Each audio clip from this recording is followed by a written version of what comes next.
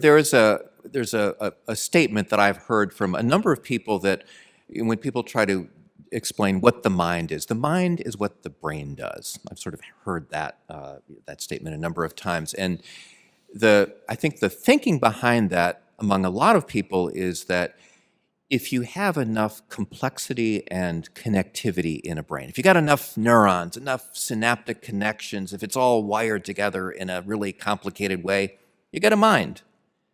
And, human beings seem to have more connectivity than anything else that we know, the human brain. Philip, how far does that explanation, in your view, take us to explaining what a mind is?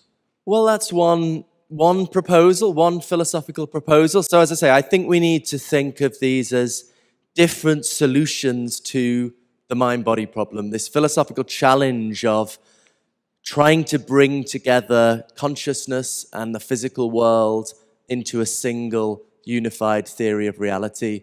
And broadly speaking, there are three options.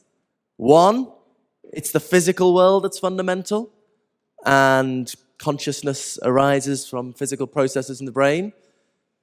Maybe Ned favors that view. Second option that I prefer, panpsychism, turns that on its head, right? So that's the view that it's consciousness that's fundamental and the physical world arises from more underlying facts about consciousness. And then the third option, dualism, Professor Chalmers is rather partial to, that both consciousness and the physical world are equally fundamental but distinct, and maybe there are special laws of nature connecting the two up. So you asked earlier, why, what the hell are philosophers doing with all this stuff? I mean, crucially, each of those views, at least in certain forms, are empirically equivalent, right? You're not going to have an experiment that in any straightforward way is going to tell you which is the right answer, which shouldn't be surprising because this is a philosophical problem. Just like you're not going to get an experiment that's going to tell you whether the pro-choice position or the pro-life position is the correct view of the ethics of abortion, right? These are philosophical questions. So we can pretend the problem doesn't exist, or we can try and assess these empirically equivalent options and try and adjudicate between them in some way.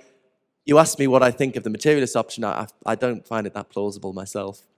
Okay, so I said at the beginning that philosophers often disagree with each other about things. I think we are at that point in this conversation here. And let's talk about panpsychism. So, Philip, you have become a very prominent advocate of panpsychism. Let's first of all explain what.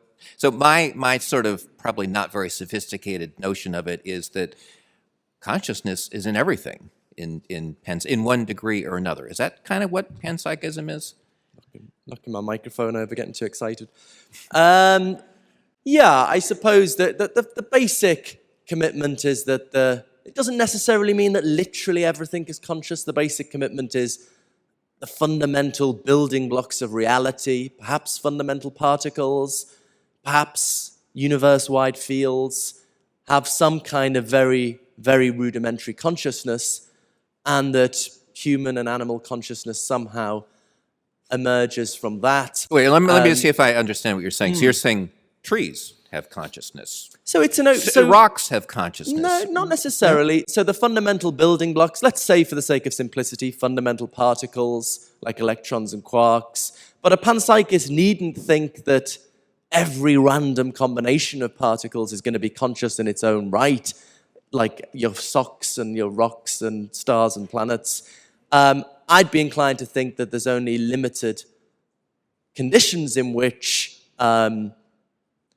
conscious particles come together to form a system that's conscious in its own right. And we'd look to the kind of theories, empirical theories Ned was talking about earlier, to help us decide what those conditions are. Why do you think there is consciousness in these, I guess what we would call, not brain-based entities? Because we face a theoretic, and we cannot avoid this theoretical choice. Do we put the physical world first and try and get consciousness out of it? Do we put consciousness first, try and get the physical world out of it? Or do we take both? I think the first option, the materialist option, Nobody has ever made the slightest bit of progress on its central explanatory task. No one's managed to at all explain how you're going to get consciousness out of purely physical processes. The second option, the panpsychist option, I think it has been shown how we can do it. The problem is essentially solved. And here I think this is the influence of Bertrand Russell, I think should be seen as the sort of Darwin of consciousness. Certain important work from the 1920s, I think he essentially showed how we can account for the physical world in terms of deeper underlying facts about mind or consciousness. So we've essentially got an answer there. Dualism, I think, is a coherent possibility, but as scientists and philosophers, we try and respect Occam's razor. Why believe in two kinds of things when you can believe in one? So I think that pushes us towards the first two options. So, materialism we've never made the slightest progress on, and I think there are good arguments that it's in some sense incoherent. Panpsychism is simpler than dualism, so that's the view we should go for. Okay, Ned, I have to turn to you here. What's your take on panpsychism? Look, I have to admit I don't know much about it, but I'm not sure what problem Philip said it solved. It sounded like he was saying it solved the hard problem, but as far as little I know about it, it just replaces the hard problem by another problem, which is how these little particles of consciousness combine to make a mind. So that seems to me to be equally hard.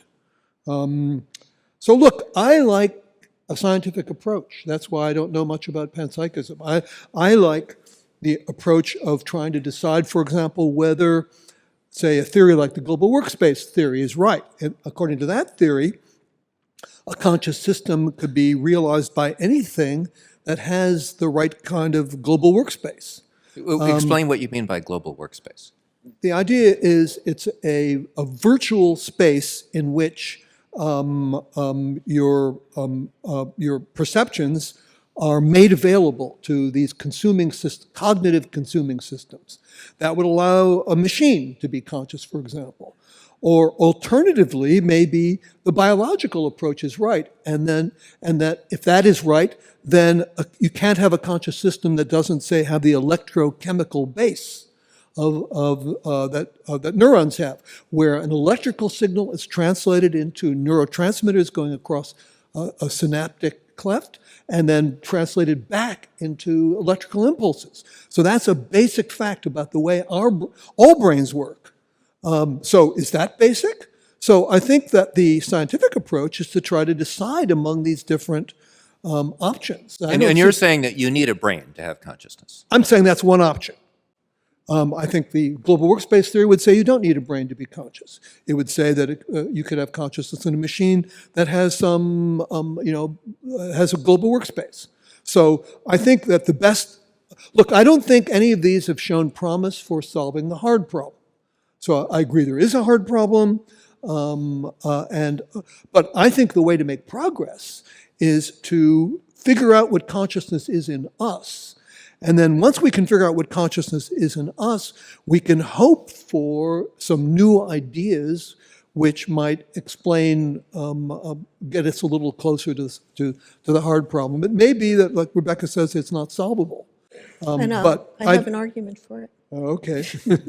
But, I think we have to try in any case. Rebecca, what's your take on this? Okay, so here's another reason why we may not have made any progress on the hard problem. We are the products of natural selection.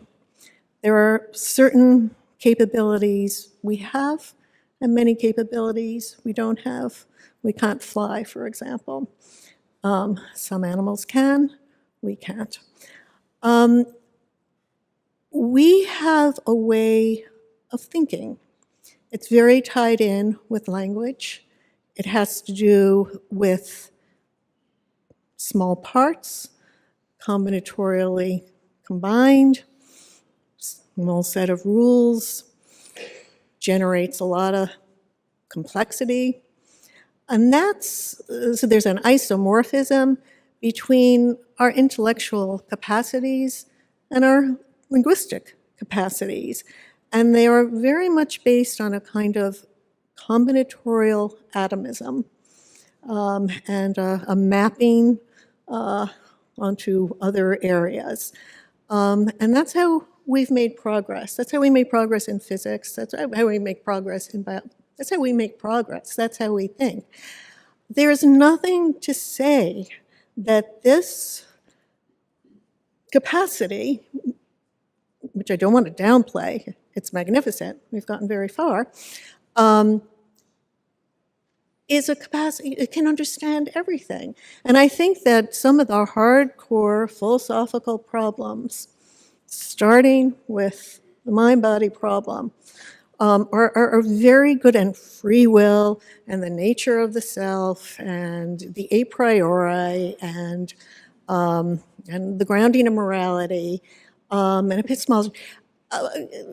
A good introductory course in philosophy might be a catalog of the problems that our wonderful brains are not particularly suited to be able to deal with. Let me see if I Can I ask a question? Can I say something about this? Go ahead. So, I think that is a powerful argument, but it is compatible with the idea that there's some other kind of intelligence that can understand the very things that we can't.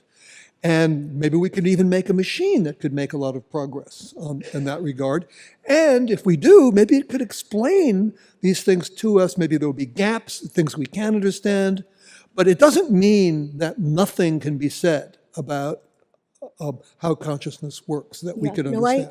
I agree with you, although I'm doubtful about machines. Yeah, so wait, Yeah. I mean, you're just introducing the idea that maybe AI is going to explain consciousness to us. And then it'll enslave us.